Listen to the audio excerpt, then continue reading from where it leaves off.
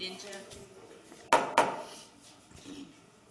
Good evening and welcome to the September 6th edition of the Kingman City Council. May I have roll call, please? Mayor Anderson? Present. Vice Mayor Young? Here. Councilmember Carver? Still here. Councilmember Abram? Councilmember Dean? Here. Councilmember Miles? Here. Councilmember Yocum? Good evening. We have a quorum.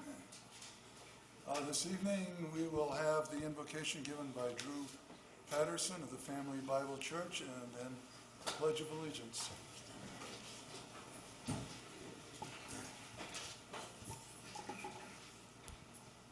Shall we pray? Almighty God, please enlighten our eyes that we may see clearly your purposes for our great country, and grant your wisdom to these dedicated leaders who are doing your work. Please provide the ability to be able to discern the good from the best, the workable from the unhandy, the useful from the frivolous. Please make us choose the harder right from the easier wrong. I ask this day for peace in our country, state, county, and the city of Kingman. We ask for your grace to be poured out on us, and for the energy for this governing body, for the decisions to be made. I also ask for your blessing upon each person here and their families. With gratitude to you, Most High God, I pray to you in the name of my Lord and Savior, Jesus Christ. Amen. Amen. Please join me in the Pledge of Allegiance to our nation's flag. I pledge allegiance to the flag of the United States of America and to the republic for which it stands, one nation, under God, indivisible, with liberty and justice for all.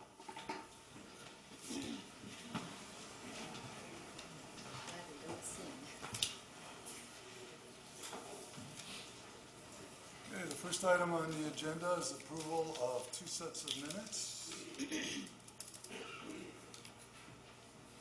And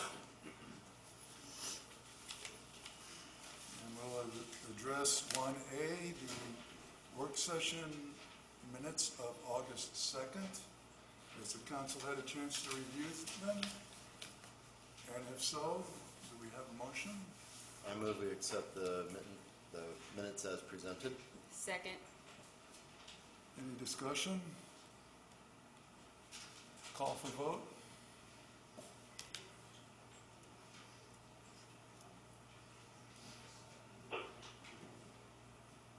Aye.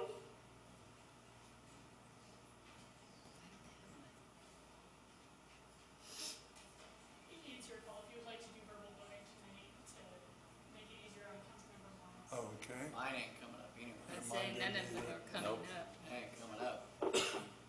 Okay, all in favor, please signify by saying aye. Aye. Aye. Aye. All opposed? Mine came up. Mine came up now. Now it came up. Motion passes unanimously. So just, what do we do? Okay. Item 1B, regular meeting minutes for August 16th. Has the council... Mayor, I need to recuse myself. This is Jen Miles. Okay. Councilmember Miles is recusing herself from August 16th. Have the council had a chance to review the minutes, and if so, do we have a motion? I've reviewed and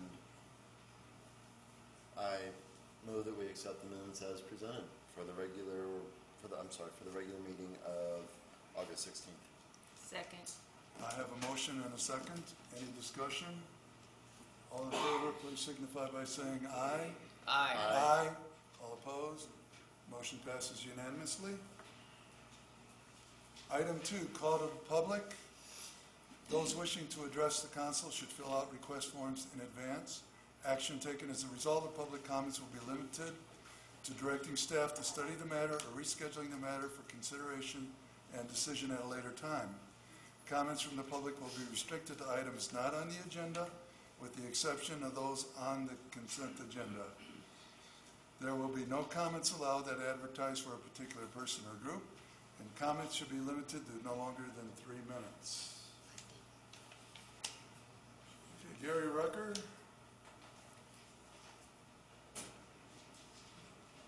Members of the council and mayor, first of all, let me begin by thanking you for your hard work for the people of Kingman. I'm starting to see what a thankless job you have. What I have for you today is just a little bit of clarity and I think some very valuable information. My name is Gary Rucker, and I am speaking as an individual who owns property at Kingman Airport. Because I am also a federal employee, I need to say that my appearance here and the statements I am making are in full compliance with the Hatch Act and ethics guidelines for federal employees. Any statements I make do not represent in any way the views or position of my employer. I also need to tell you that my attorney advised me I was illegally restricted from speaking at the last council meeting because the Kingman Airport Authority allowed Dave French and Bob Riley to harass and attempt to silence an inspector employed by the Federal Aviation Administration. I support the efforts of the Kingman Airport users and need to emphasize what was given to you last meeting.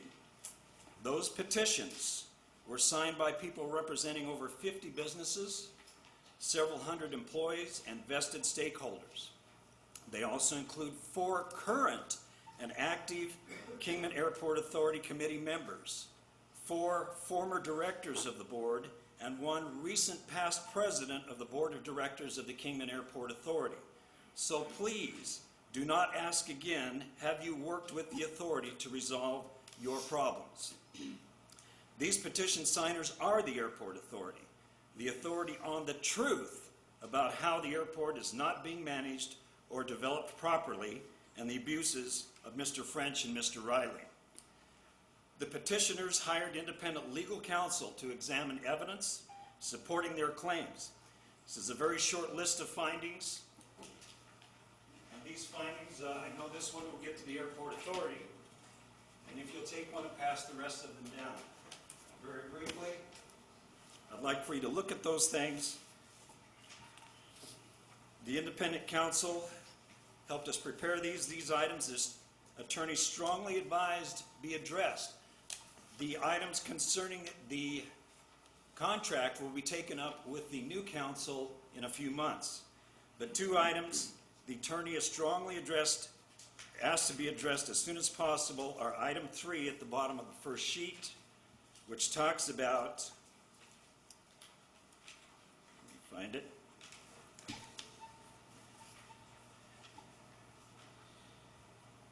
strongly advises that an independent forensic audit be conducted as soon as possible. That's how you caught your last thief. And then the next one, on item 1, at the 2/3 of the way down, it may be timely to look at some of the performances of the city attorney. Thank you.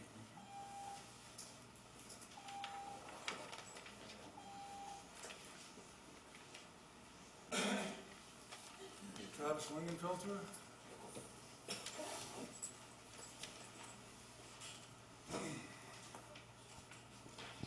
Good evening, Mr. Mayor, council members. Travis Lingenfelter, 1006 Valley View Avenue in Kingman. I'm here this evening to speak on item A8, the KAA lease, which will be discussed in executive session this evening, as well as the issue of transparency.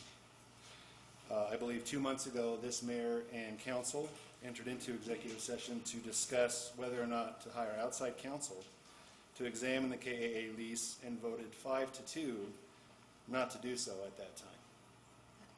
Last Tuesday, the primary election was held, and the results changed the political landscape a little bit.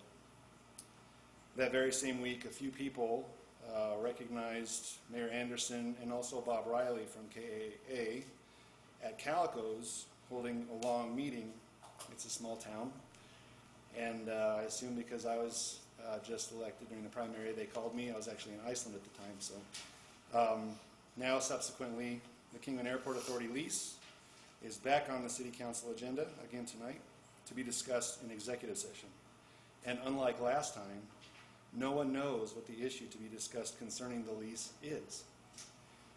While I understand that during a public meeting, something of a very sensitive nature may arise, typically executive session is used sparingly by cities to deal with HR issues that are sensitive, discussion of an employment contract, such as the city manager's contract the county or the city attorney's contract, or to consult with the attorney on a pending lawsuit, such as with the Central Church issue a few months ago. That being said, discussing the KAA lease immediately after the primary election and 2 months after it was just discussed in executive session gives the real appearance of impropriety. The purpose of executive session is not to hide important information from Kingman's citizens, but to protect the innocent. The mayor and city council should use executive session judiciously and wisely. The use of executive session should never give the appearance of doing something behind the backs of Kingman's citizens that you are all elected to serve. I feel that this important community issue, which has been highly visible during this election season, should be discussed in open session. Thank you for your time.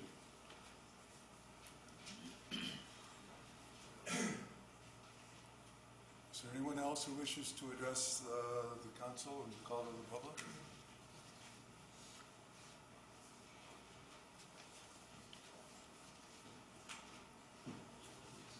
My name's Bill Abbott.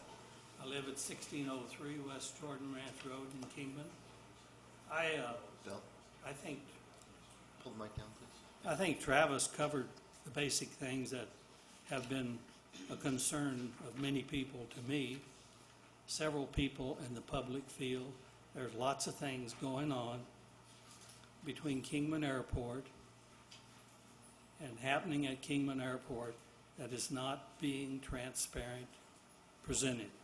So I would just like to hope that as you go into executive council, I've been a county planning and zoning commissioner for several years, and we have the things we talk about in executive session, but it's usually related to advice from our attorney if something is right or wrong. So I would just hope that you make a real effort to make these items related to the airport and how it's being run transparent to the public. That's it. Thank you. Is there anyone else who wishes to address the council?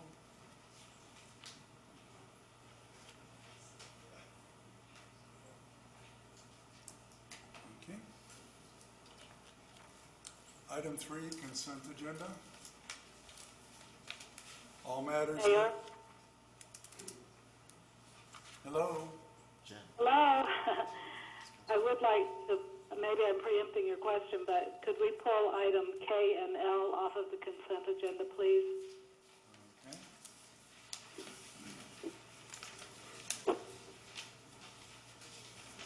Letters K and L have been requested to pull for discussion. Are there any other items? If not, the chair would entertain a motion on all items A through M with the exception of K and L. I'll move that we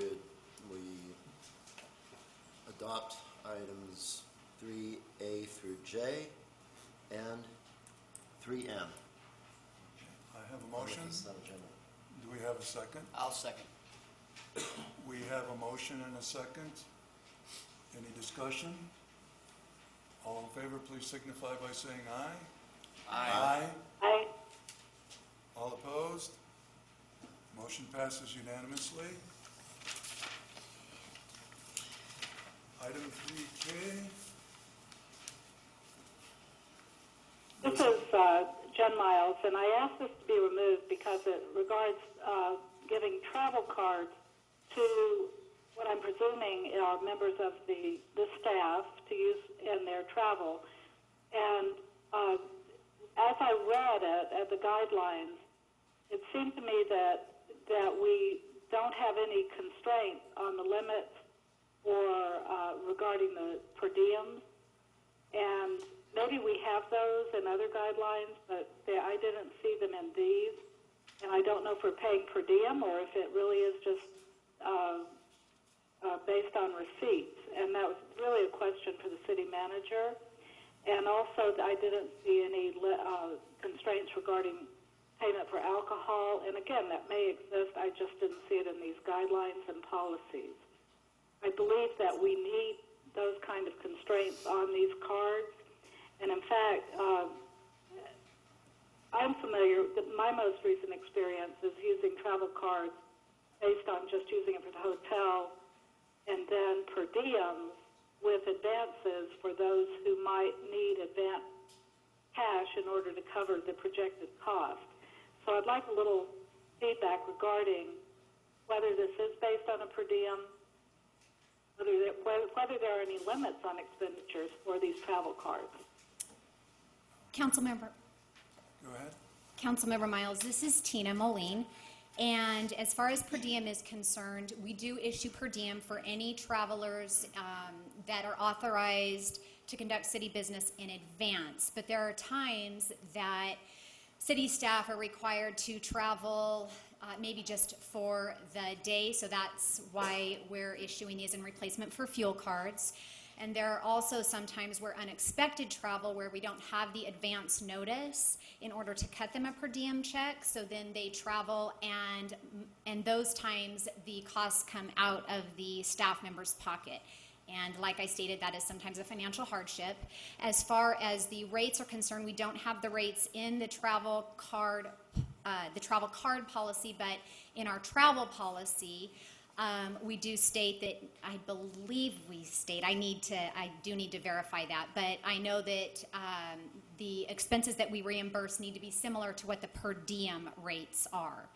And as far as in this travel card policy, we do state that the maximum daily limit per card would be $500, so that would cover possibly a hotel and fuel, possibly a rental car if needed, and that the maximum spending limit would be $5,000 for the month, and that's because the travel card can be issued to multiple members of the department or multiple staff members. Does that? Well, thank you for that clarification. I will say that this is extremely liberal in my experience, and $500 a day is again, thinking that usually you know what your trips are. Usually you are able to project if you're going to have what expenditures. At least that's my experience. But I think this is high. I do. I think the 500 and 5,000 is high. I think there needs to be a per diem amount, and there can be exceptions, I guess, for certain areas, but there are urban per diems and rural per diems, and I think those should be definitely defined, and also the constraint on what it can be spent for, and to exclude any kind of alcohol. Maybe that's in there, but I didn't see it. I didn't see it in these documents. So that is in our travel policy, just not in the travel card holder policy. And in our travel policy, it specifically states the per diem rates. Okay. Well, what is given to us in this set of documents has been a give us your receipt after the fact, and it did not refer to these things. And I would really think that it would be a good idea to refer to the rates, that the rates are established, because it looks like it's whatever it takes is what we're going to pay, you can charge. And I think the staff need to understand that those are linked to per diem expectations. That's all I had to say about it. And Councilmember Miles, this is Councilmember Yocum. Sections 3, 4, and 5, spending limits, prohibited uses, and misuse of the Kingman travel card policy briefly address this, though not specifically.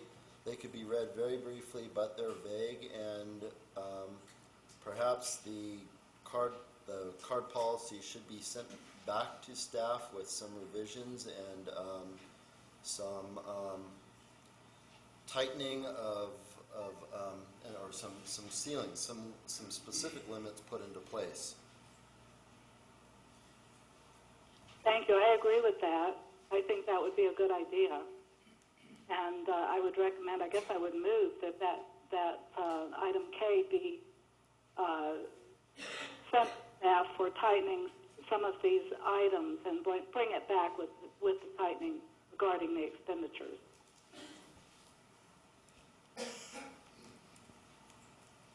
you, Moline. Do we reference that the per diem rates are in accordance with the U.S. Department of Transportation joint travel regulations anywhere? With the GSA in our travel policy, we do. Okay.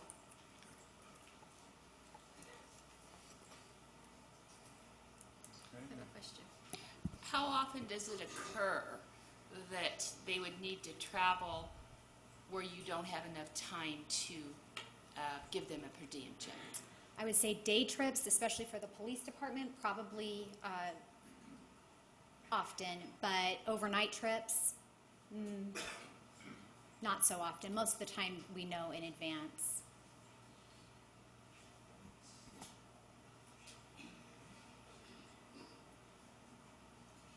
We do have a motion.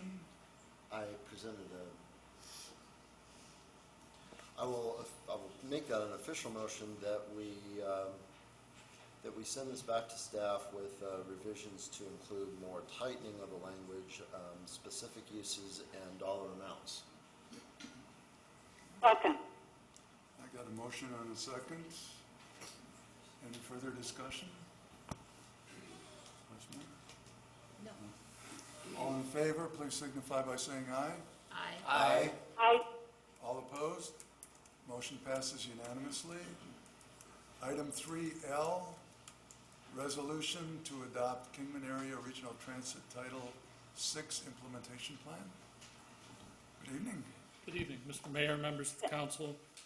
This is the Title VI implementation plan. It is a requirement of the grant for federal funding that we submit this plan and procedure on how we would deal with discrimination complaints. So I can try to answer any questions you might have. Hello, this is Councilmember Miles, and Mr. Owen, I thank you for being there. I want to thank you and Sherry and the people that put this together. I think it's a good document. I just had a minor comment, and that is it's in the executive summary. Basically, the first paragraph. It's the only place in the entire document where the first person is used rather than the third person. And in a professional document, I would just ask you to look at that first paragraph of the executive summary and make sure that that is in the third person. And by that I mean rather than our division, we are a division, CART is a division, and our program is the program, is that type of small thing. And I hate to nitpick like that, but it's the first impression, and that's important. And the rest of the document is all in third person. So I just want to make that comment. And based on that small revision, I would move that we approve item L, the CART implementation plan, with that small modification. I have a motion. Do I have I'm sorry, will you restate the small modification, please, Jen? I'm sorry. I'm sorry, Councilmember Miles, will you please restate the small modification to the first paragraph of the executive summary? The small modification is in the first paragraph of the executive summary. It is the translation of first person to third person writing in a professional document. Thank you. I'll second the motion. I have a motion and a second. Do I have any discussion?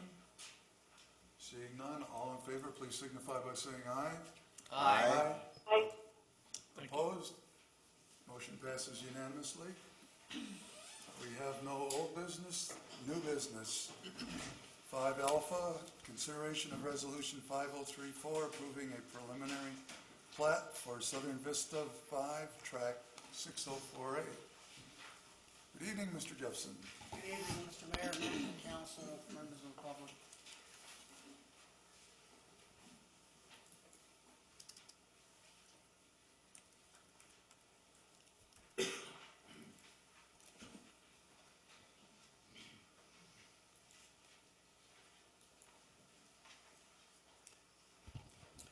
Before the council at this time, excuse me, is the preliminary plat for Southern Vista 5, track 6048. The applicant is Doug Engel of Mojave Land Holdings. Project engineers Tim Miles, excuse me, Tim Walsh of Bull Mountain Engineering. I'm having trouble tonight. It's a 72-acre parcel of property, 8 phases, 275 lots, 9 drainage parcels in it. It's located, probably show you better on east of Central Avenue, and it's in this area here, north of Whitehead. This is half of the subdivision, and the second half. This is really a replat of a previous subdivision that was approved. This one has fewer lots than the previous one. And some photos of the site, as you see, along Central Avenue. As you can see better, it has three zoning districts in it. All the lots conform to the zoning requirements of the city. It was a preliminary plat back in 2006, and then September to December of 2006 was approved, and then the developer elected to complete the required subdivision improvements before final plat is being recorded at this time, and it's under review at this time. Central Avenue is a 77-foot wide right-of-way paved as a temporary recycled asphalt several years ago. Some council members may recall that Central was being used as a dirt road, and so they asked if we'd put down some recycled asphalt to make it a better roadway. Yavapai is 60 feet wide, is unimproved. Whitehead is 84 feet wide, and is in half-street improvements. This subdivision will have 4 new 50-foot wide streets, Amanda, Brenda Avenue, Sherry Avenue, and Tiffany. Steamboat Drive will be 60-foot wide collector street. On an average, there's 9.57 trip-ins a day per dwelling unit. So the ultimate impact by way of trip-ins on a daily basis at full build-out will be 2,632 additional cars a day.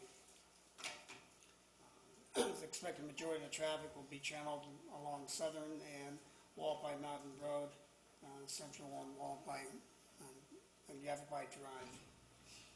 Here's a picture of the floodplain, flood zone areas of the site, and it's in a Zone X.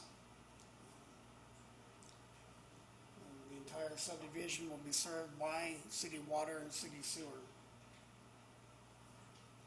The comments we've received from the engineering department, you can see the phases would include the rights of way along Central Avenue, the temporary improvements to connect to Central Avenue, and that no further development occur beyond phase D without required Central Avenue improvements being complete. The city received 2 letters of concern from adjacent property owners. The developer met with the property owners. The adjacent property owners expressed concerns about the location of mailboxes and also traffic impacts at the Planning and Zoning Commission meeting. I think we provided you copies of those letters. So as an analysis, the proposed preliminary plat has been modified from the previous Southern Vista 4 tract 6023. That previous plat was approved with 3 phases. This one has 8 phases in it. Some lot dimensions were modified. Basically, believe that each section of being under construction is now near completion, and one lot originally in the 623A plat on the east side of Steamboat is proposed to be included in phase 8, so they're not going to do that particular road at this time.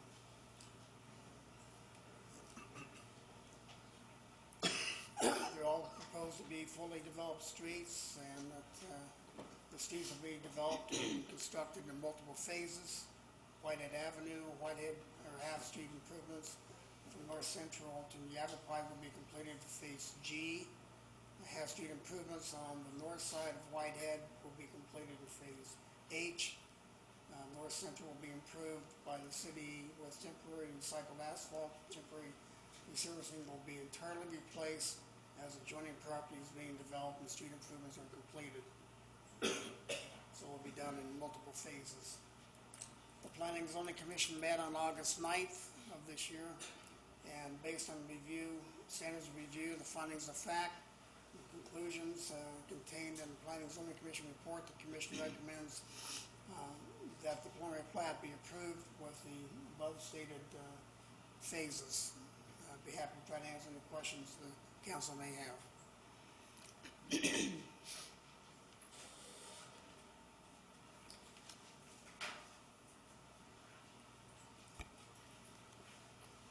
If there are no further discussions or questions, I will move that we accept consideration, or we will accept resolution number 5034, approving the preliminary plat.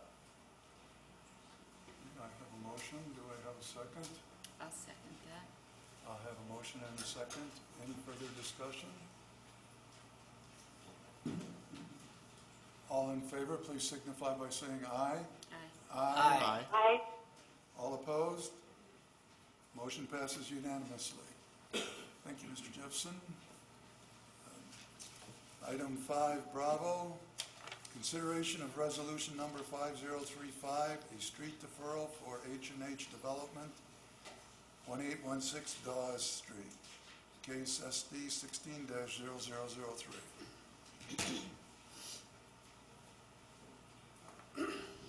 Mr. Mayor, members of the council, the applicant on this is Mr. Richard Hamilton. He would like to put an addition on his building at 1816 Dawes. He would like to put a 288 square foot addition onto a 576 square foot building. Our street sidewalk regulations require street improvements to take place when the commercial building expansion is valued at more than $20,000 or is more than 25% of the existing building. And this one is at 50%. So the applicant is seeking a deferral due to financial hardship that the street improvement costs would have on his business.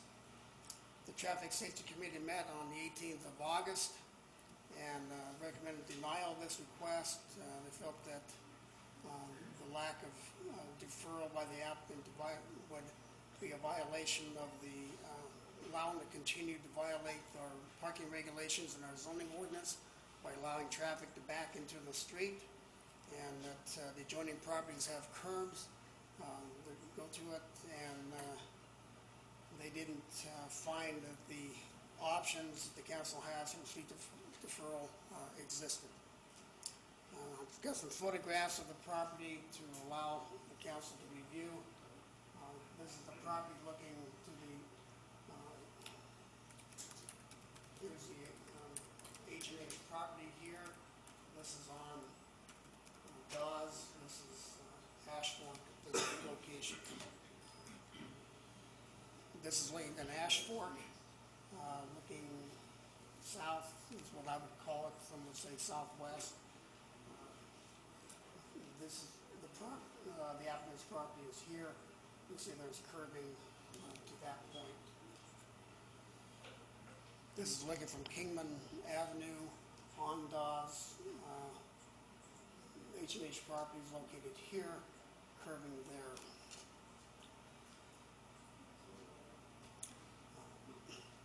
You'll see there was problems with vehicles parking in an unimproved parking area and backing into the street, which is a violation of our ordinance. The council has 7 options with a street deferral, and I wrote those out for the council that you can defer if it would create a traffic hazard, if there's this segment is a part of a major street project or construction project coming up, and so doing the improvements would caused it to be torn out when the major one was done. And you may recall, we had a couple of projects on Beverly that if the applicant was going to do the street improvements, then when we actually came in and did the proper full width or full street improvements, they'd all be torn out, and so the council deferred them. Another reason is because the property's been identified as part of an improvement district. Fourth one is that the property affected will be developed in phases and is beneficial to complete the street improvements in conjunction with the later phases of a project. Fifth being that the property being developed fronts a street that has been identified as needing horizontal and vertical adjustments. The sixth being that the property fronts on the street that is 100% or more developed, and such improvements will serve no benefit to the overall block. And the last one being that the drainage problems is such that the required street improvements would create drainage flow problems that need to be addressed by the comprehensive street redevelopment project. Mr. Hamilton is here, and so he's available for any questions you may have. I got a question for you, Mr. Jepson. You said that about backing into the street. Does any of the other residents there look like residents? Do they back into the street? Is there a difference? There's a difference between commercial and residential, yes. Residential is allowed to back into the street, we commonly our driveways and things, but for commercial property, for parking lot design, they must be designed as such that the vehicles would head out forward. Okay. There have been some exceptions with alleyways along Stockton Hill Road that the previous councils have made. Okay, thank you. You bet. Mr. Hamilton? Don't run off, Gary. I have a few things to say, but my name is Richard Hamilton. I live at 2789 East Cali Castano, Kingman, Arizona. My business address is 1816 Dawes, Kingman, Arizona. Gary's lovely picture right here is really great due to the fact that the property across the street is commercial. There's nothing improved over there. And on the right-hand side where you see that whole line of cars right there, there is a commercial business right there. It's an auto repair shop. They're on the corner, and they back out into the street. In fact, if you look, you can see that they block the street completely. Secondly, at 2444 Kingman Avenue, there's another view. They back into the street from their garage. They park on the streets. Those are not my vehicles. You can see where we're at. The other one is on Kingman Avenue. 2444 has a business that backs directly into the street. There are no sidewalks. There are no gutters. There are no curbs. It's asphalt to asphalt. So these pictures are great. I love them. Thank you. So with that, I wrote up a little something, and I promised my wife I'd be super, super nice. I'd like to apologize for having to come before the City Council and wasting your valuable time on this matter of 288 square feet. Addition to my building. For 2 years I've been trying to get this addition completed. It seems it's just one thing after another that the city is asking for to complete this project. Tonight, we're here about the deferral that I'm asking for the sidewalks, curbs, and gutters. Excuse me. I sent this deferral request to Mr. Jepson on August 3rd of this year, at which time I was told it would have to go to traffic for review on the 18th of August. I was told by Mr. Jepson that the recommended deferral, the denial for the deferral for the reasons is that we back into the street. This was addressed with the set of plans that I turned into Development Services. The parking will be in the confines of my fence, if we can go back. I don't know how to use your stuff. But my property is fenced, and in the set of plans it calls for 5 parking spaces inside my property. We're not going to utilize the outside of that at all. So the property, the parking has already been addressed. I don't know why it keeps coming up. It's really got me confused. We're asking for this deferral due to the cost of us as a small business owner. This addition was only going to be a cost to me of about excuse me, $6,000 to $7,500. But now we have to do the sidewalk, curbs, and gutters. And as per Rich Regals, we may have to redo the street. This moves the cost of this addition to a cost of close to $50,000 or more if I have to do the engineering, or the engineering has to be done to redo the street.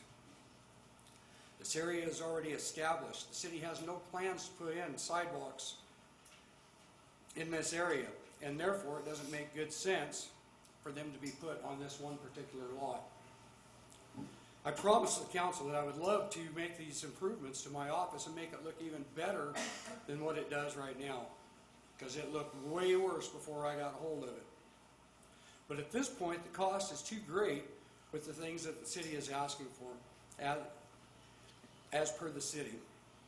I could put sheds up all around the building. I could build my fence out of sheds that are 200 square feet or less, but we don't want to do that. We would really like to add this 288 square feet to improve this property. So again, I plead with this council to grant me the deferral on the sidewalk, curbs, and gutters, and the possible street improvements that would go with this. And I'm here for any questions. Vice Mayor? You said that parking, you have 5 spaces. In our set of plans that we turn into development services, there's 5 parking spaces for that, yes. And are those along the street? They are not. They Okay. are inside the fence. Okay, thanks.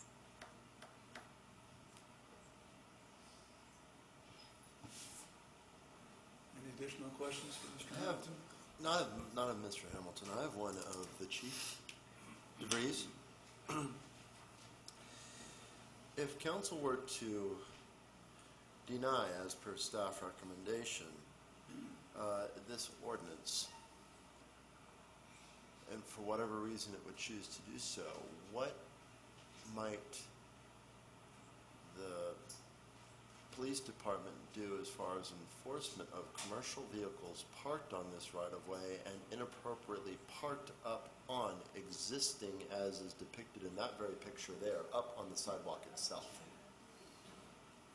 Mayor, members of council, we typically have our volunteers take care of a lot of the parking enforcement throughout the areas, and we can, based upon a complaint, will respond and take care of the action. So Chapter 7 right now, I believe, is under complete review. We've had discussion in regards to term of parking on streets. All of that will be coming to you sometime in the future, but for this type of activity, we can have enforcement taken. Has there been any parking complaints so far? Not that I'm aware of, sir. Mr. Hamilton has indicated he's trying to provide additional parking for at least his project or proposed. Yeah, that's off the street. Yes, I Beyond realize, his property. but I'm thinking if we're gonna deny this, I'm thinking about on-street parking or on sidewalk parking. That was my question, thank you. Mr. Doherty?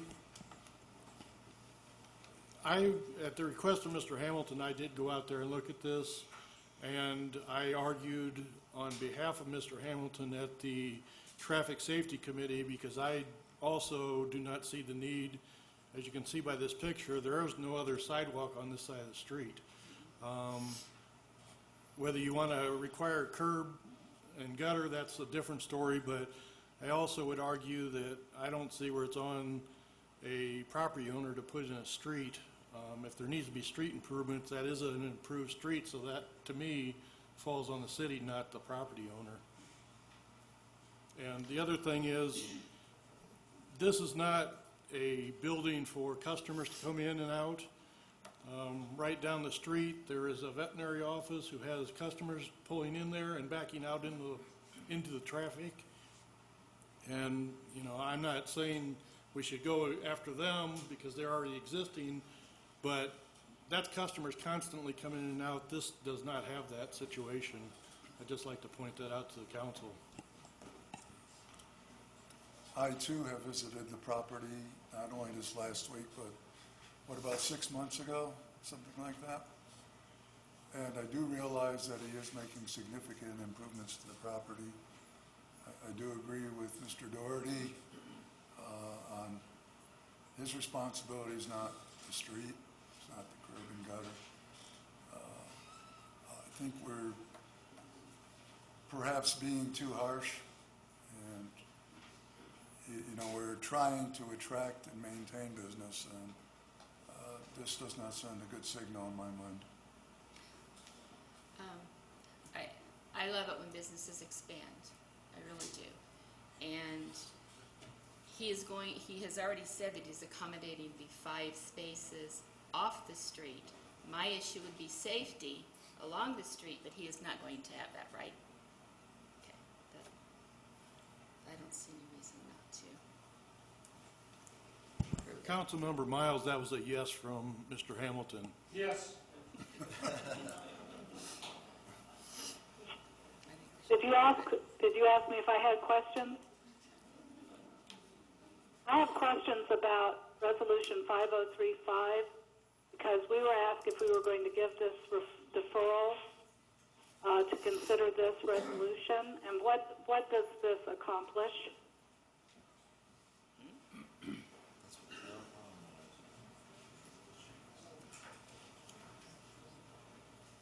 If the council grants the deferral, then Mr. Hamilton will be able to put in his addition without putting in the required street improvements.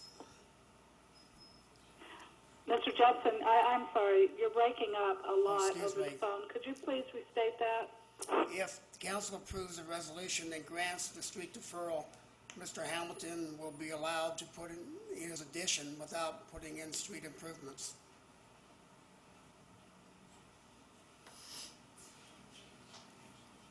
Did you copy? I think this resolution allows him to have a deferral without any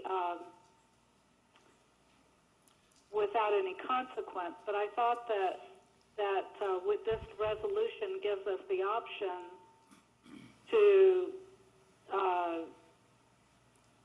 seek this improvement at a later date, at a later date at the city's discretion. Is it not correct that if the city chose to later undertake this as an improvement district, we could and still might do so?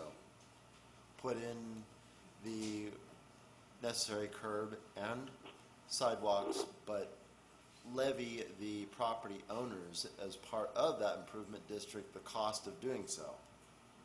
I don't think this resolution does not do that. No, but we might still undertake it as an improvement district at a later point in time. But it does not obligate him to join the improvement No, district, is of what course, I'm right, saying. right. But my question is that we might still undertake it later as an improvement district and put those curb and sidewalks in. That's true. I mean, Okay. anywhere in the city, yes. If there are no further questions, I'll move that we accept the deferral and allow Mr. Hamilton to go forth with his expansion without having to put in those right-of-way improvements at this time. I'll second. I have a motion and a second. Do we have further discussion? If not, all in favor, please signify by saying aye. Aye. All opposed? Motion passes unanimously.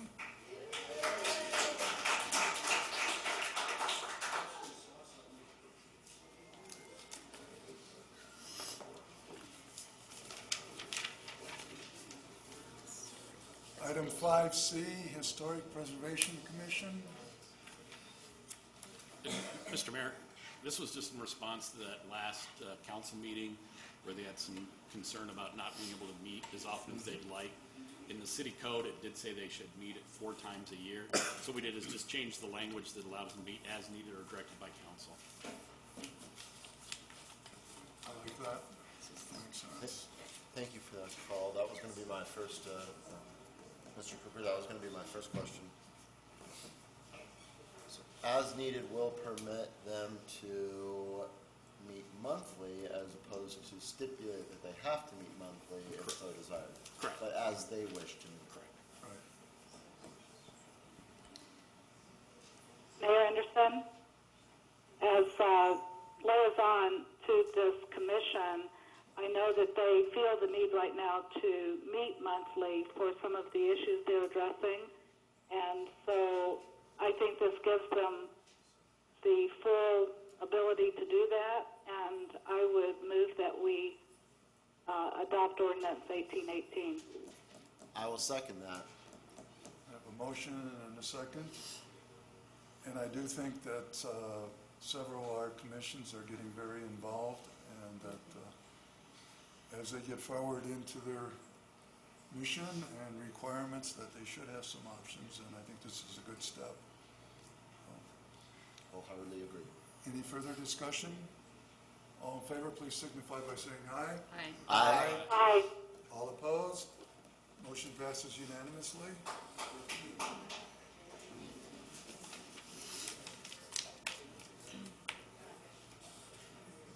Item 5 dealt, recycling bins located at Pawnee Park.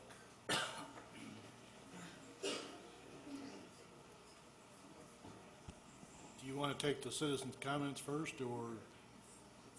I believe that the audience should hear what we're talking about and then have the comments. Okay. About a month ago, recycling bins were placed at Pawnee Park on Southern because that's the widest part of the street. It's an area of the city that is underserved for recycling. I have gotten several complaints about essentially the ugliness of the bins. They're newly painted bins and they're green. There has not been, that anybody has seen, an increase in traffic, but these are, in the month that they've been there, these are the busiest or the fullest bins that we pick up. I did get a complaint that they were picking up too early, and I asked Eddie's people to move that off a little bit because it is somewhat of a residential neighborhood, but it does have a buffer of Pawnee Park. So there was a complaint that the bins were on the sidewalk, so they did move them to the street, and then the last rain there was some washout, and it needs to be cleaned up there, so they were moved to the back of the sidewalk again. There is an issue with they can only go so far back because that's all the farther the trucks can reach. If the neighbors,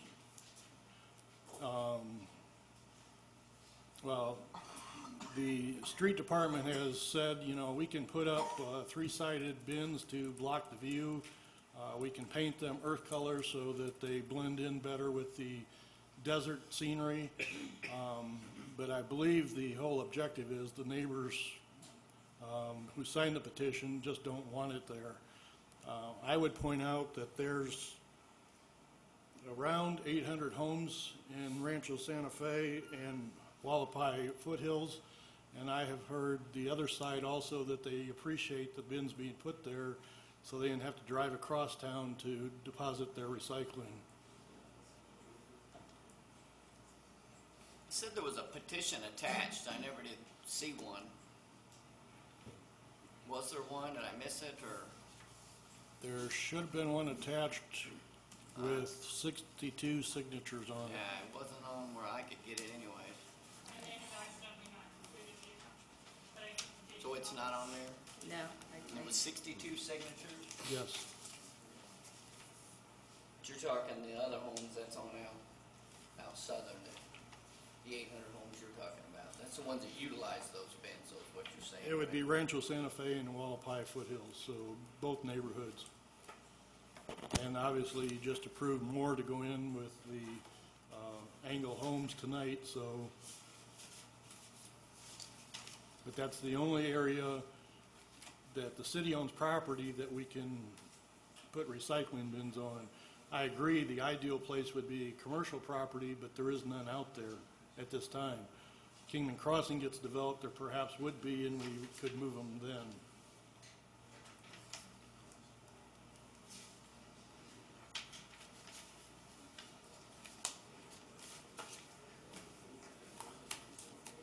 No further questions at this point in time. We'll start with the folks that would like to speak. Doug Dickmeyer?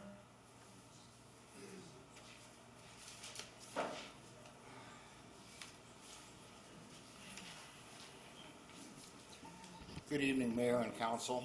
My name is Doug Dickmeyer. I'm a resident of Kingman.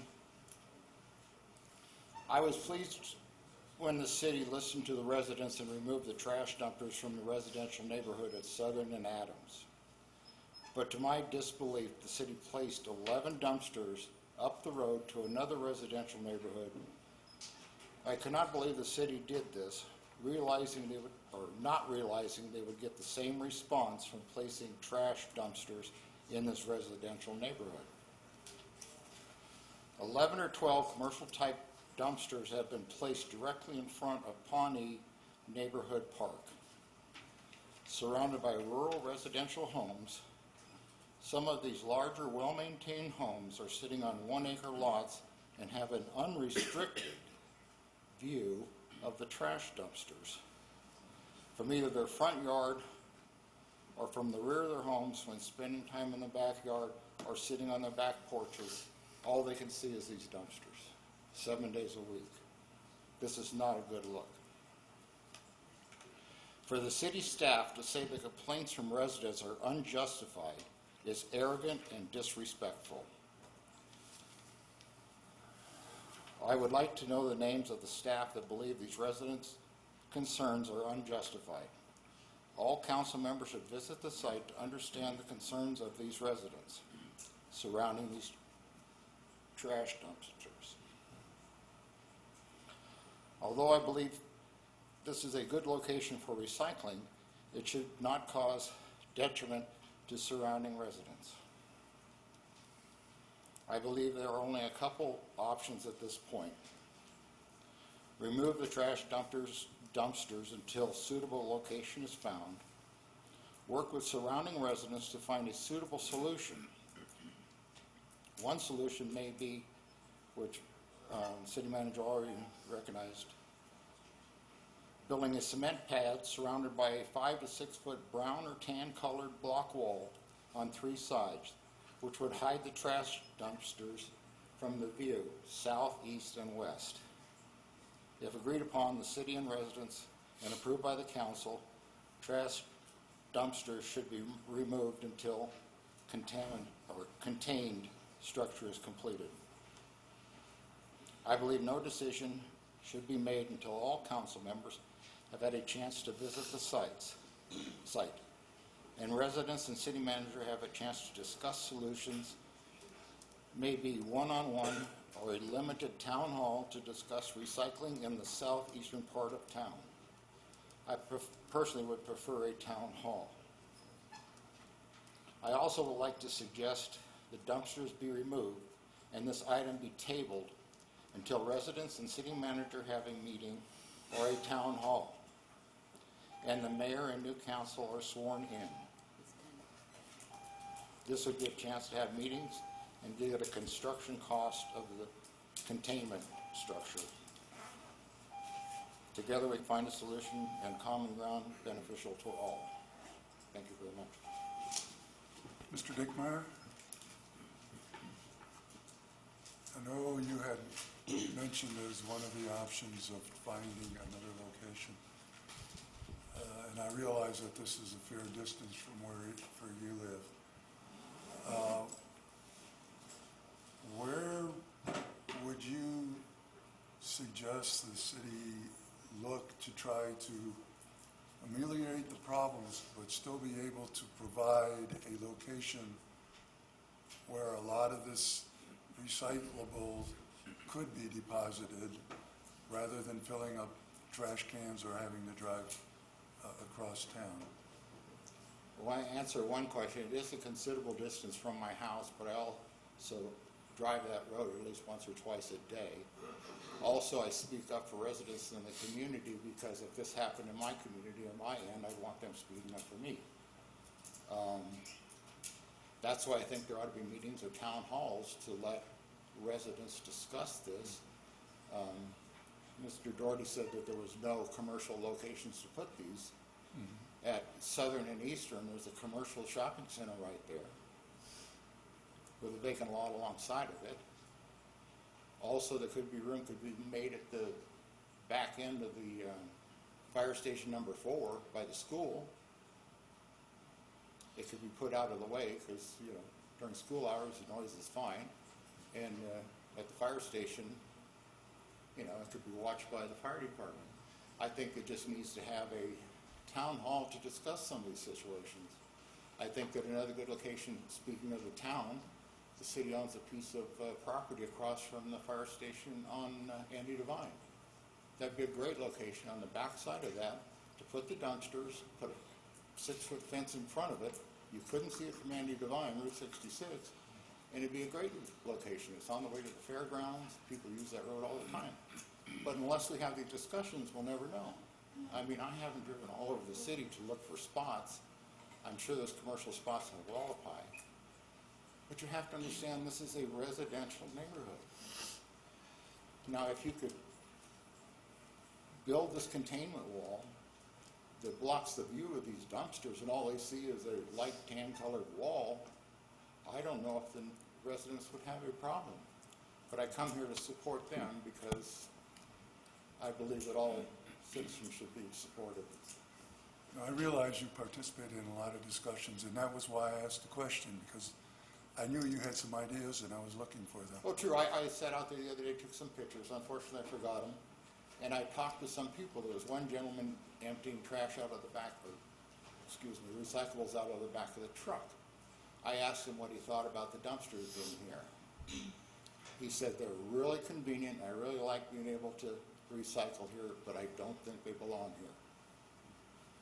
I talked to a gentleman that was not the first house, but the second house up, and he said he loved them. He thought it was a great idea. But 90% of the people that live in that, I'd say 99% of the people that live in that neighborhood don't think it's a good idea. And to be honest, the gentleman I talked to, I was standing in his driveway and you could only see a little top of the dumpsters. So I think if they could be contained and camouflaged, you might have a different response from the residents. But you just threw them up there and they look like a sore thumb right now. So one other thing I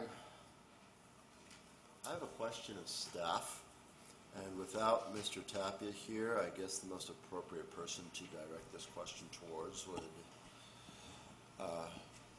be Mr. Owen. Mr. Tapia's in the hall. He's coming now. Oh, is he? Okay.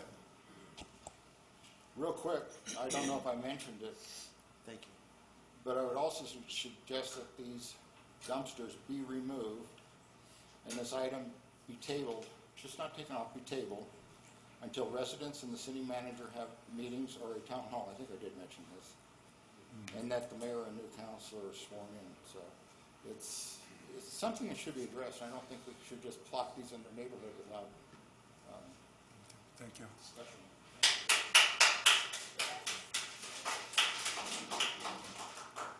Staff, in order to address residents' concerns in the area, would it be possible to place these dumpsters in a less developed area near the park, perhaps a quarter of a mile north, in the city right-of-way of Louise near Sage? In the city right-of-way, would it be possible to place the recycling dumpsters in the city right-of-way of Louise Avenue near Sage? Near Sage, to maximize accessibility and to remove them from put them in a less developed, where there are fewer homes immediately around them, but still have them fairly accessible.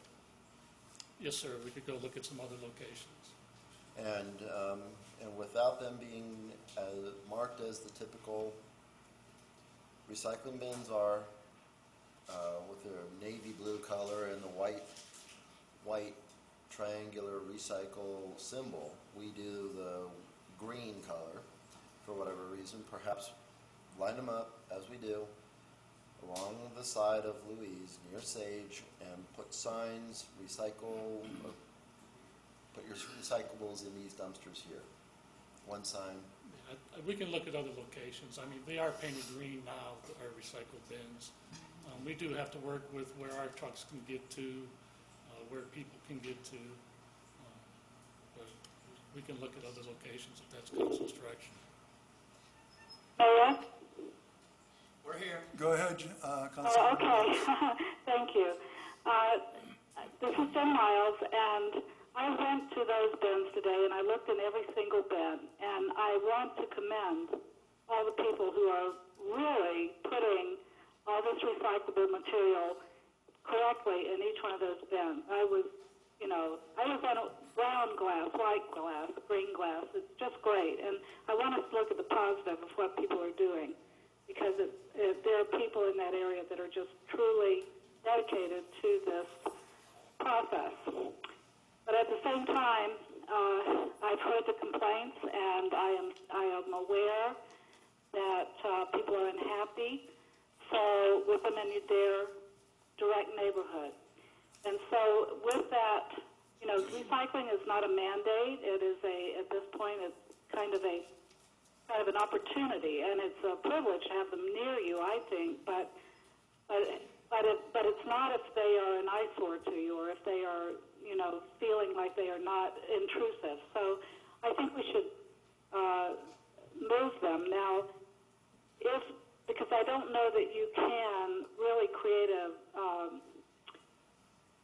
barrier, a visual barrier with that playground and all the things that are there that is attractive enough. I don't know that a town hall is necessary, but I certainly would like staff to come back and give us some options, because it won't be as convenient for those that are in that neighborhood and using it. But given the intensity of the complaints, it's going to have to be a compromise. So that would be where I would go. I would like to have recommendations on alternative areas. I know it may not be as close, and it might not serve that area as well as this does for convenience. But I do think that we have to look at alternatives. And some good ones have been mentioned already by Mr. Dickmeyer, but I'd just like to have staff's opinion on what are the options. I could throw out some locations too, but I don't, I'd rather have it from people who know the area better. I think that's all I had to say. And again, I hate that this isn't working. But I'm so glad that people are dedicated to recycling, and I was really pleased to see all the materials today that really are being put into those bins. So that was my 2 cents. Thank you. Councilmember Miles, this is Councilmember Yocum. Would you like to state that or put that in a formal or into a motion, a formal motion? As if you were not about to, I was. Well, I could put it that way, yes, and I will. I will make that motion that staff come back with alternative locations and recommendations that may not be as convenient to the people of the neighborhood, but would serve the purpose of still having these bins. I don't think of them as waste disposers. I think of them as recycle bins available for the people of the communities in a different location. Vice Mayor? I live 2 blocks from there, and I can understand where residents, when you buy an acre lot and you build where you want scenery, you don't want to look out your front yard or backyard and have something block your view of the mountains. We own land on Louise, is that correct? There is right-of-way for Louise. Yes. I thought we owned a little piece that we were thinking about putting a fire station at one time. Oh, you're correct. Yes, we do. Could we make that accessible where you could put them there? Like I say, we're willing to look at any options. I've got the map showing all city-owned properties, and we can pull Because up it seems those to in the be area. more away from most of the residential areas there.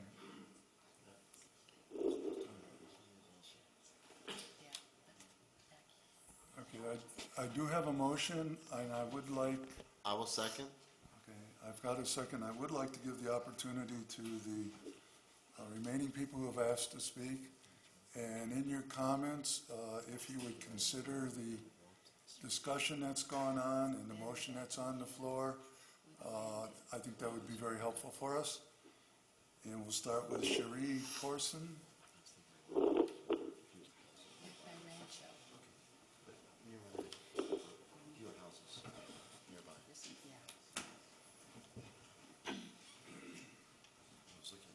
name is Sherry Corson, and I live at 2124 Bonnie.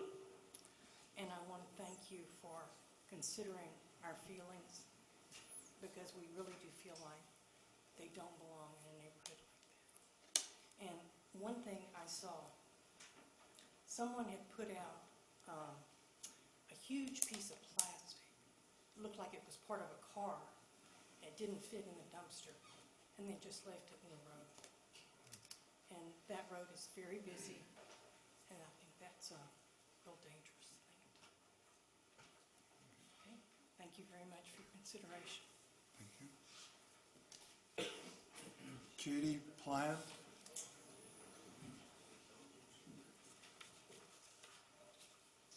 I have a bunch of pictures here that I've taken. First, thank you very much for allowing us to hopefully finalize this. 1 week ago, I came here and the city clerk made copies and put them on John's desk and your desk. And there was 69 people at that time that I alone got signatures from. I've been very busy. Nobody's house I've went to wants them yet.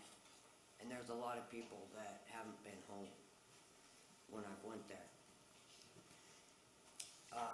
My husband and I, we have lived there for going on 14 years. And at the time that we built our house, especially for a wheelchair, we lived in our van in the park. And we knew what parks were like.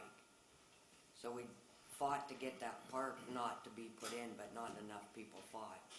And now we kind of feel extra violated that they put those right in our view.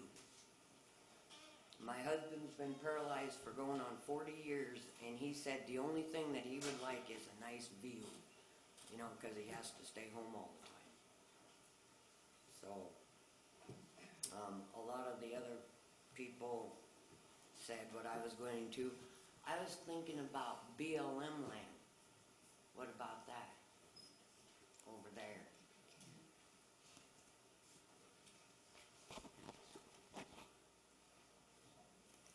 Rob?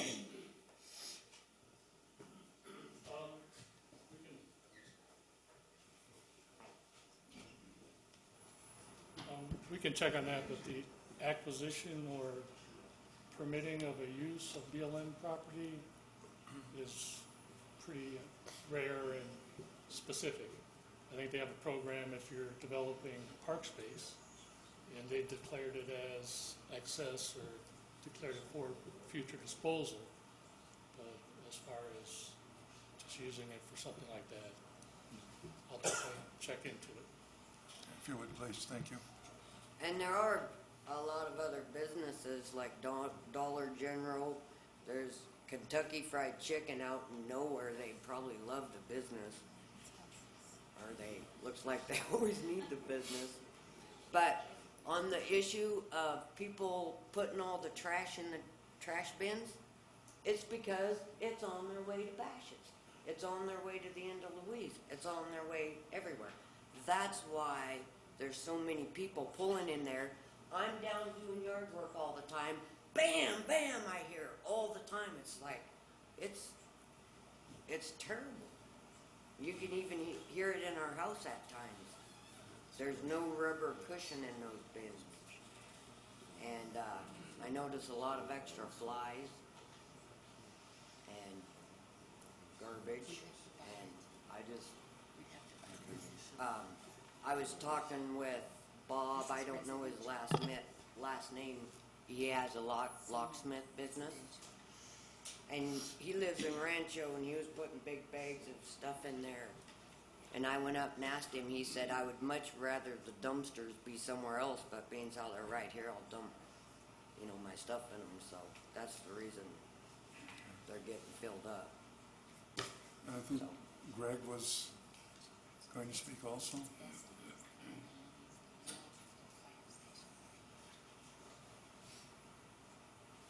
Yeah, seeing how things have kind of changed a little bit here, I'll say, my name's Greg Clanton, I live on 2197 Pawnee. Thank you for taking the time to listen to me and let me speak. I have a few pictures I'd like to show. I'm disabled. Is anyone here available to help me plug this in and put a couple pictures on the screen? I'd really like to. I'm not sure if we have a reader. Okay, you can try it. You can try it. There is a lot of people that have been using these bins, and that's a good thing. And I applaud the city for making the efforts to, try and, make this happen and stuff. But it's just the location. The location is just not right. And there is other issues. There's the sanitation issues. There's more flies. We bought the piece of property that we bought because it was a no horse covenant in that area. We did not want the flies and the smell and the stuff to deal with. And these bins brought that in right next to us. So I'm hoping, these Angles want to put new houses in and stuff.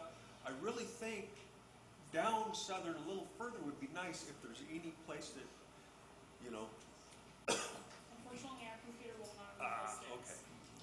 Well, what that was going to show was just the bins, some garbage, spare tire laying there with water in it. I know one of the neighbors tried to empty the water, mosquito abatement and all that. He couldn't do it all the way. The bins have been on the sidewalks. They've been off the sidewalks. They're back on the sidewalks at this minute as we speak. I cannot use the sidewalks. I imagine there's ordinances against that. So I'm just really hoping that there can be some kind of a compromise here. Like Katie said, she's been around to all the neighbors, and they are against it. They don't like it.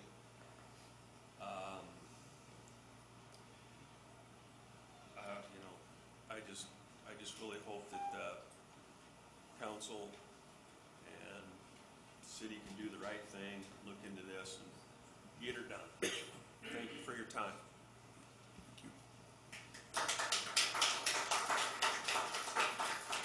Sharon Kirkland.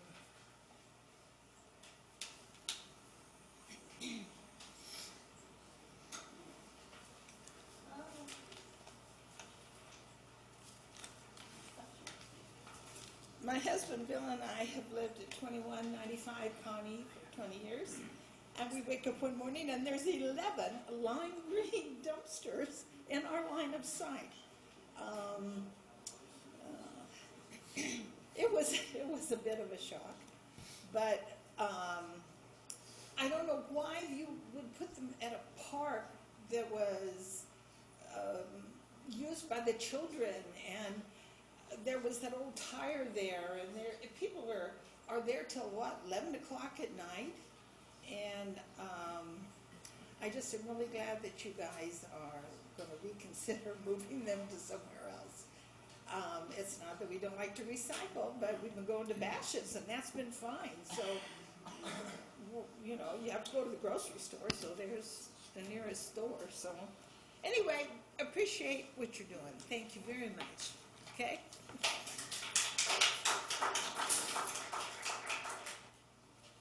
Diane Schultz. Mayor, City Council, good evening. I live at 2231 Chinook Drive, and it's not just a green, it's a Halloween green. It is a startling, horrible color that, and all of you were invited to my house for coffee and pastries, and please walk out the front door and look. I was amazed, but the thing that truly amazes me is that the little kids that are down there are not always supervised by parents. They may be a bigger kid. I'm afraid of fingers getting caught. I'm afraid of kids getting thrown in a dumpster because they're kidding around or playing rough.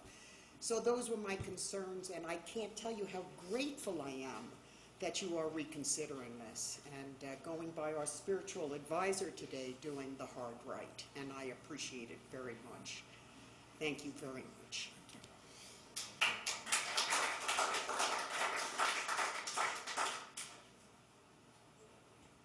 Okay, we do have a motion on the floor and a second. And I would say, as part of the discussion, that as we look into this and look at alternative places, that we do include some of the members that have written to us, especially, I believe the Corsons wrote the initial letter. And if they would, we'll go through them to coordinate any additional people so that we can have a discussion of several people rather than just one or two. Just for clarification, does anyone wish the motion to be read back? Yes. Motion is for this item to be returned to staff to come back with alternative locations. So are we gonna leave the dumpsters there now? Because that's not a part of that motion, so that seems to be a concern. We don't have a location to move them to yet, so Okay. I think they have to stay for the moment. I think we should ask, since I made the motion, I think we should ask that those alternatives come to us rapidly, like at the next meeting. If they could meet with the people that the mayor has recommended between now and the next meeting. I do think it's important to move forward. That being I would said, amend the motion as such. would you amend the motion as such? Okay. Do I have a second to that? I second. Okay. This is voting on the amendment to the original motion What's the amendment now? that we're going to The meet. amendment, my original motion was to have staff bring to us alternative locations for the recycle bins. And as amended, it would be rapidly by the next meeting after meeting with people about various locations. And in the meantime, they're staying where they're at. Yes. I'm sorry, what? I said, and in the meantime, they're staying where they're at. But hopefully within 2 weeks, we'll have a resolution. And I Right. see some north and south. I don't see any violent east and west, so. We vote on the amendment first. All those in favor of the amendment to come back to the council next meeting. All in favor, please signify by saying Sorry, aye. the amendment or the motion? The amendment. Okay, I'm still confused. Right now, the amendment is just to have staff come back with recommendation on where to move it to. Next No, part. that is the original motion. The amendment is the time frame, which is by the next meeting and after meeting with residents who would like to suggest locations. That's the amendment. I had seconded that. Okay. It- You got two motions. Yeah, you have two motions if you. There was an amended motion. You either amend the motion, it's a single motion, or you have two separate motions. Right. So, I'm not familiar with what the mayor, I amended the original motion and to add a timeline and the meeting with residents. So, So it was one motion. Mayor, I'll leave it to An you. amended motion, right. Come back in 2 weeks. so you've changed the original motion to come back in 2 weeks. Right. Okay. Right. I had seconded that. So it has a time frame and to come back. So all in favor, please signify by saying aye. Aye. Aye. All opposed? Aye. Motion passes 5-1. Item 6, reports. And we're going to have a presentation on the Beale Street Theater and perhaps a vision from Sarah Peterson. Welcome. Mayor Anderson, City Council members, thank you so much for allowing us to come and speak to you tonight. My name is Sarah Peterson, and this is Christina Mickelson. I moved to Kingman just over a year ago, And I'm so excited to be here. I absolutely love Kingman. I'm excited to raise my children here. But having lived in Kingman before, we made this decision to make Kingman our permanent home. One of the concerns that I had, being an artist and an art teacher, was the perceived lack of cultural experiences and cultural opportunities and artistic opportunities for myself and for my family. When I came back to Kingman, I was determined that I was going to, if I couldn't find what I was looking for, that I was going to create that kind of artistic experience for myself. And as I got here and started to talk to other like-minded individuals and realized that the void was greater than just, a cool place for me to paint, that vision expanded to something much bigger than I had ever thought of. So we are here representing Kingman Center for the Arts. We are, and just since December, we had our very first meeting as a group of people that were interested in bringing more arts to Kingman. Since then, we have formed a nonprofit organization called Kingman Center for the Arts, whose mission is to bring more arts-related opportunities to Kingman. We seek to bring things that are beautiful, enriching to our community. We want to provide opportunities for the youth and for adults alike to have opportunities to develop their artistic skills, and we want to also bring entertainment and cultural experiences to our city. So one of the biggest things that we've done so far is purchase the old theater down on Beale Street and 3rd in order to renovate it.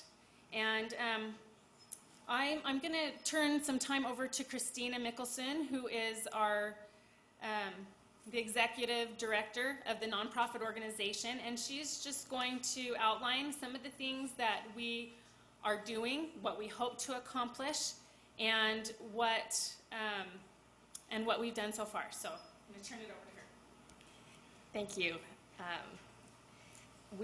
To give you an update, so as Sarah said, we organized a nonprofit organization. We have completed our 501c3 paperwork, and it is at the IRS, and they have told us everything looks good, and they will be sending our letter shortly. We've set up a website and a Facebook page and have started to raise money. So far, we've raised over $20,000 from the community, which is a good start for us. We've had 2 community fundraisers.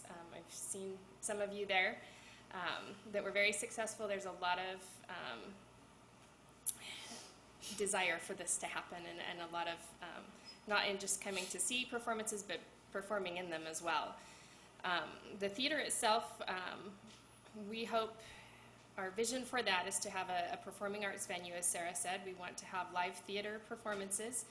We also want to have concerts available for some of out-of-town musicians to come in and perform, as well as local musicians to perform for the city.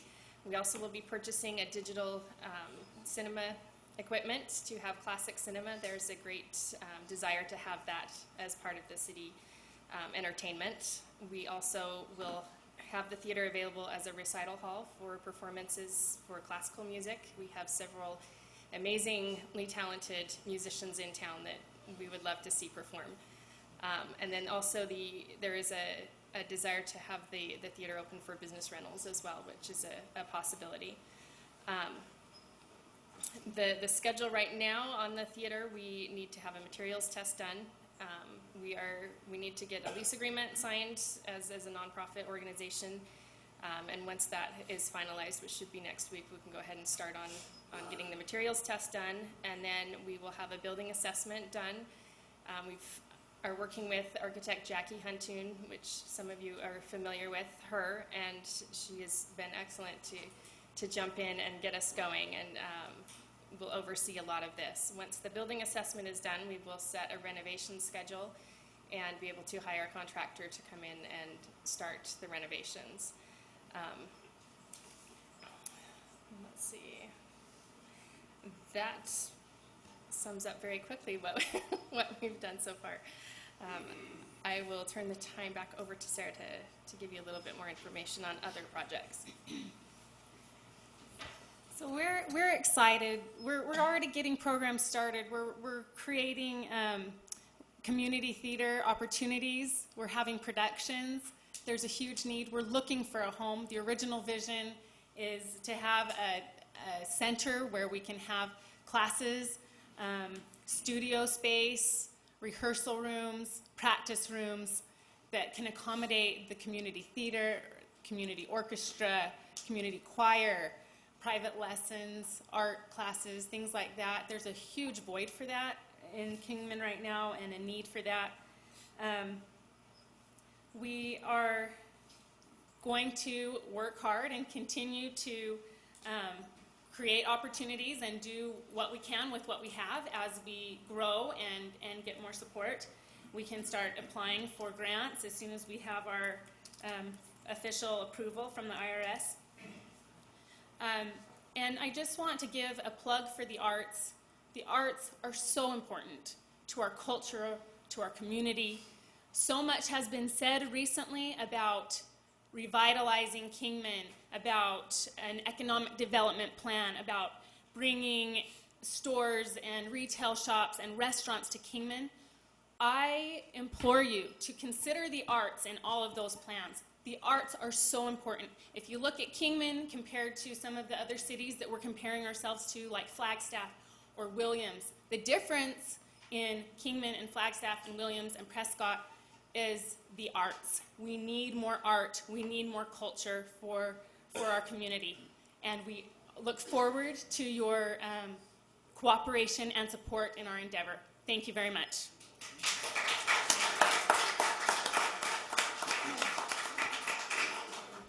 I just have a comment. I want to say I'm very thankful and appreciative of your efforts and your involvement in the current initiatives to bring more entertainment, more options, more revitalization, more economic development, more everything to town. And thank you for your efforts. I really appreciate it. Thank you. Thank you. Really nice to see the snowballing in addition to the other growth downtown. I really appreciate all you're doing, and you've mentioned to me before some of your other plans, and folks, this woman really does have a vision, and there's going to be a lot here. Thank you so much. Yeah, we're in it for the long haul. We're going to keep working at it until we get more of what we need. So, thank you. Thank you for investing in Kingman. You're helping build it, and we do need arts, like you said. It's a big part of our culture.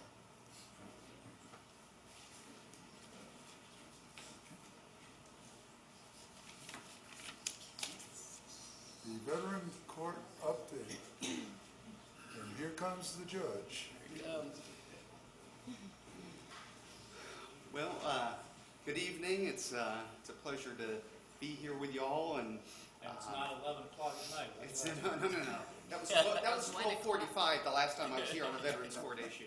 So when we were getting our Veterans Court clerk, but I figure it's been a while since I've had the opportunity to come before y'all and fill you in and get you up to date on how our Veterans Treatment Court is going and the pride we have in this program. And also, the first big announcement is we're honored to, we're going to be having our first Veterans Court graduation next Wednesday on September 14th, and we invite you all to come over to the courthouse at 1:30 in the afternoon. We're very proud of our first graduate. She's done great in the program, and we're excited to finally get to this point where we're finally having some of our veterans graduate in the program. So again, we're excited about that, and we're excited as we continue to build and grow this program in connection with our sister court down in Lake Havasu. The program now, we're proud to say, I didn't think we'd ever get to it, but we're double digits now with veterans in the program. We hit our 10 veteran mark. I was kind of wondering there at the beginning if we were ever going to get there, but we're seeing this program really progress and excel. We have various phases in the program as the veterans just move on through it, and you can really see the changes in them as they start out and at the beginning, and they're kind of reluctant and everything, but as they progress through, I mean, it's not an easy program. I mean, again, it takes typically between 6 to 18 months to graduate from the program.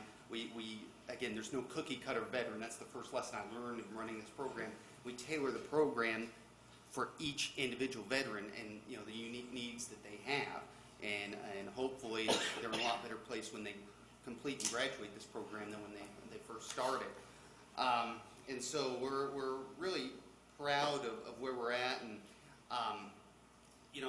and part of me coming here as I was thinking about this tonight, that this program has excelled, and we've gotten a lot of kudos, and I get a little embarrassed because people say, well, this is Judge Singer's program, and I get a lot of the credit and recognition for it, and I think too much credit is thrown my way, and as I think of this program, this is the City of Kingman's program, and I kind of look at it kind of like an inverse pyramid where I'm right here, but I think of everybody who's contributed and helped this program excel now.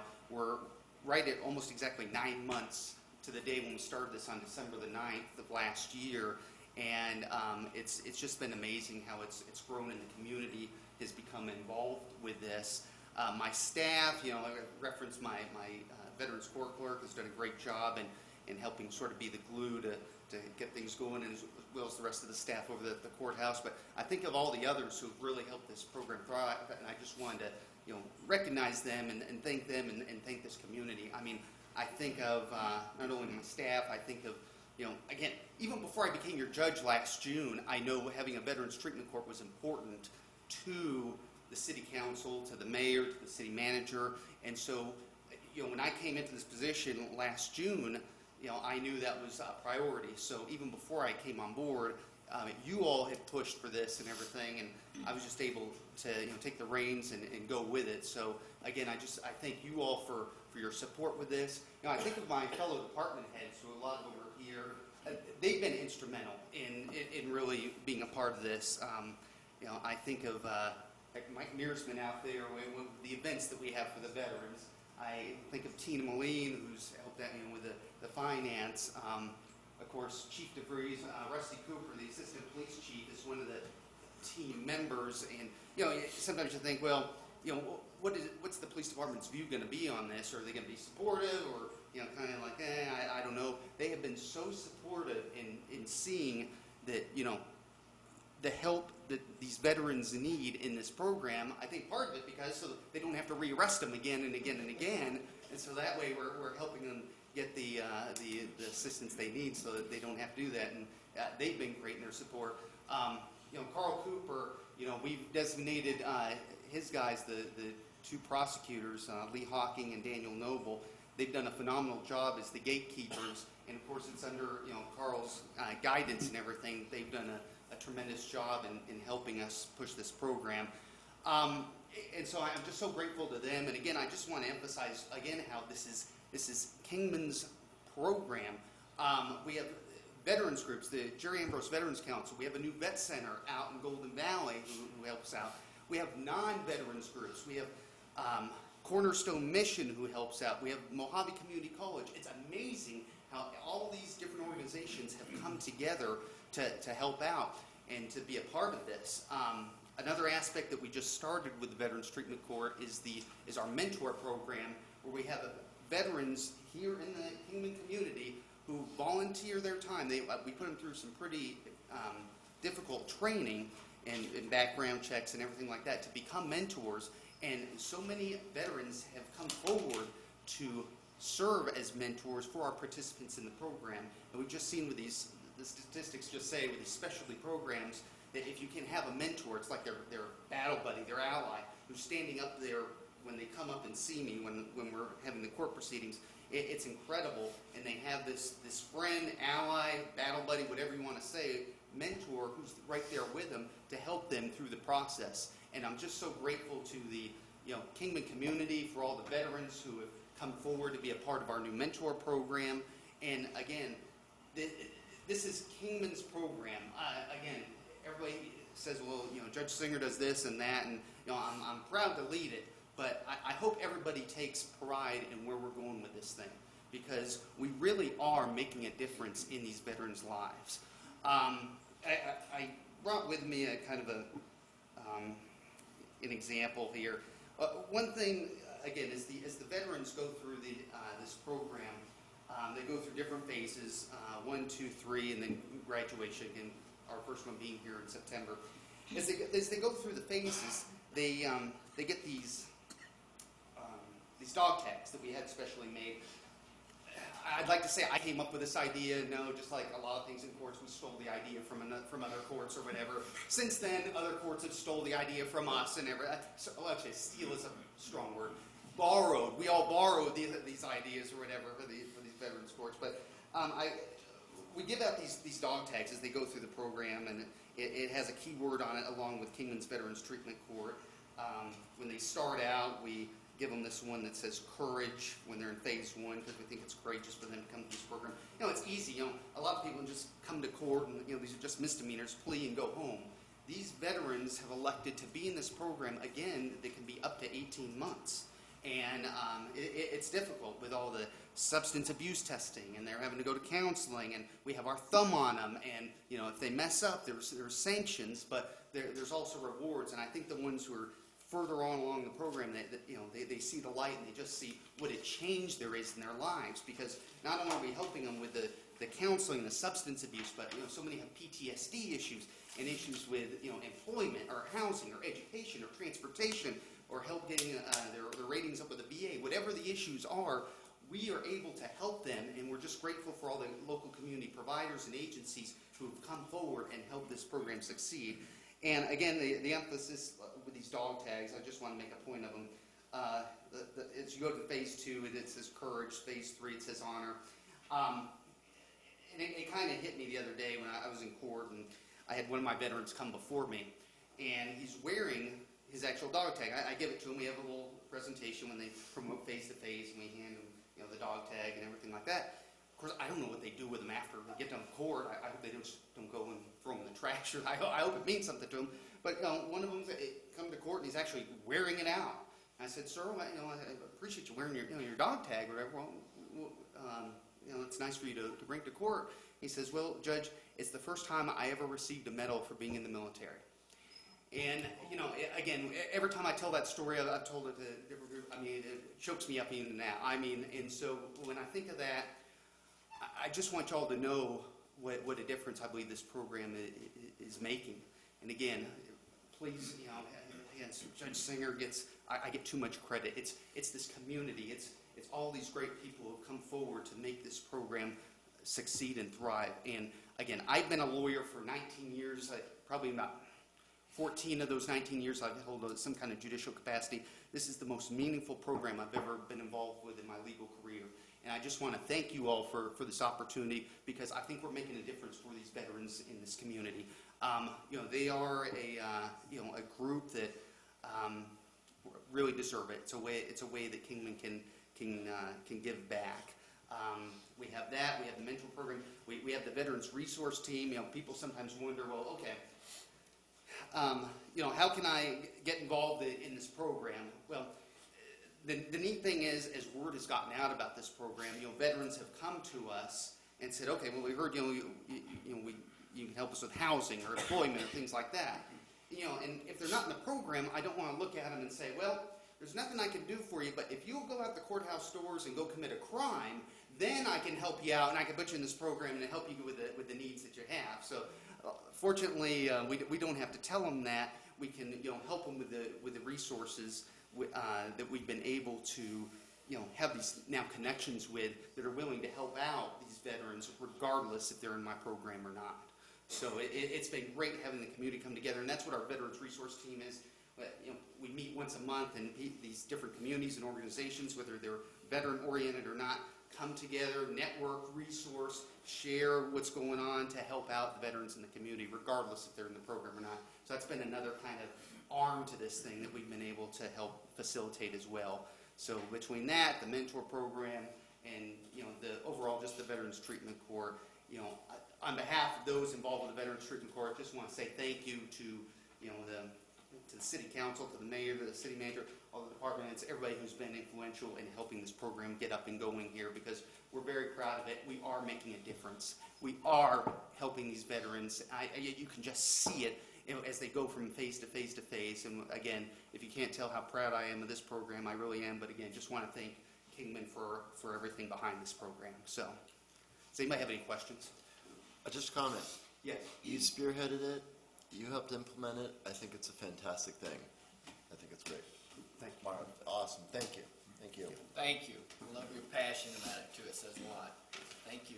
Thank you all.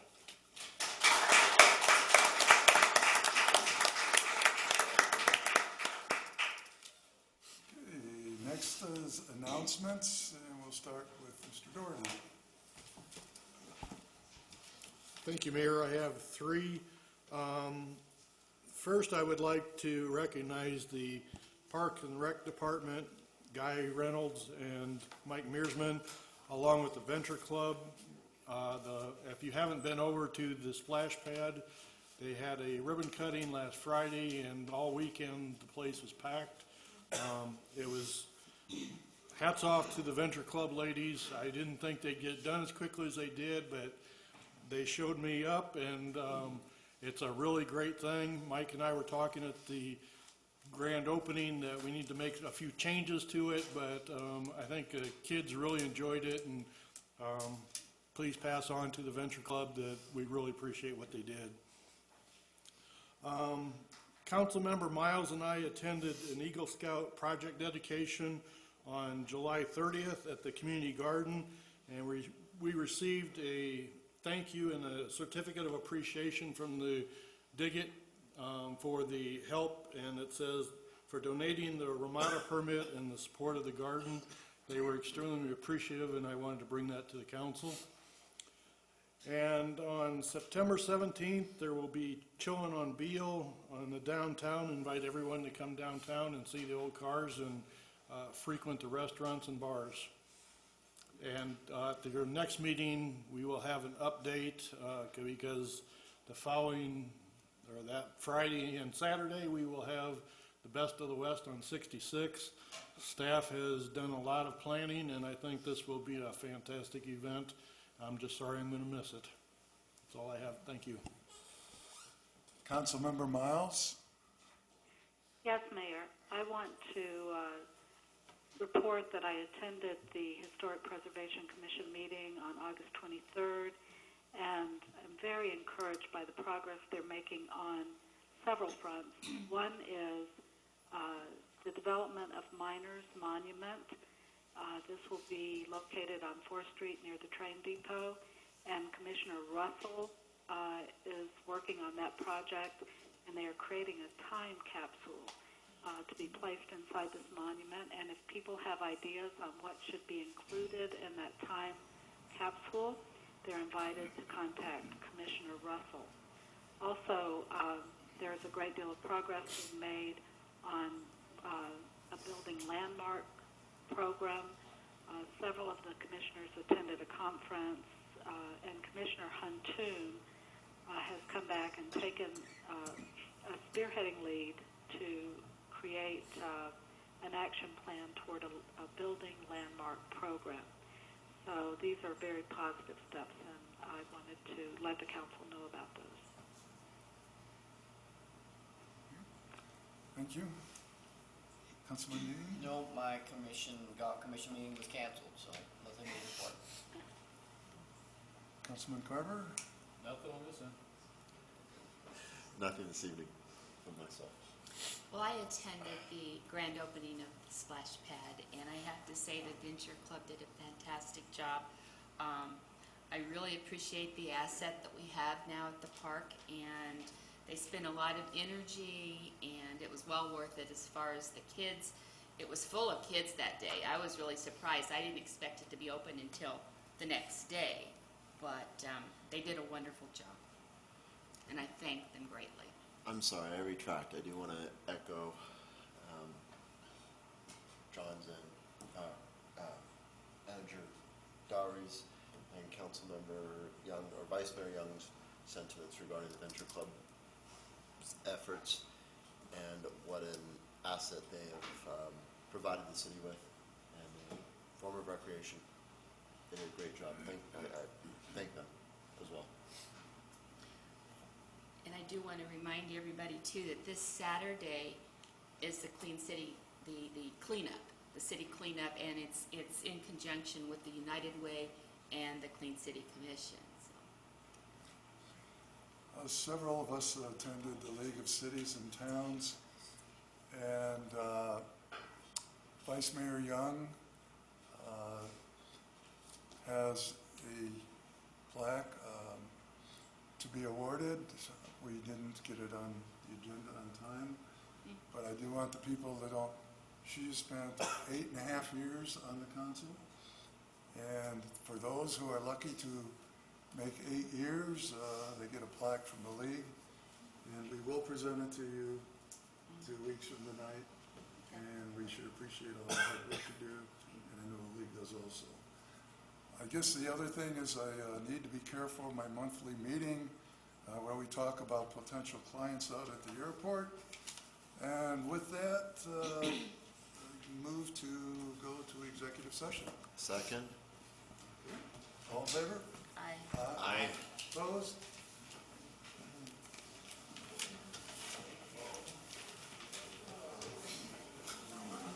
Council is back in session for the first listed agenda item. The council has met as a follow-up to a prior meeting where we said that we would readdress the issue at some point in time. Council is going to direct Mr. Cooper to have a complete independent third-party legal review of the lease. Yes, sir. I'll bring that information back to you as soon as I can. Okay. I move we re-enter executive session to address the city attorney's contract and review. Second.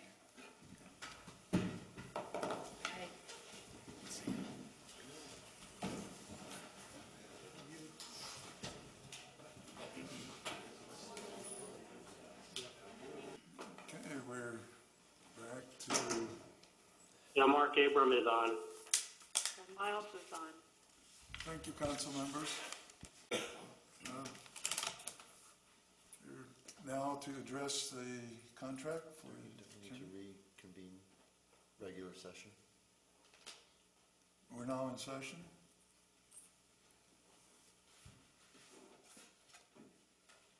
So, Councilman Yocum, you want to go ahead with it?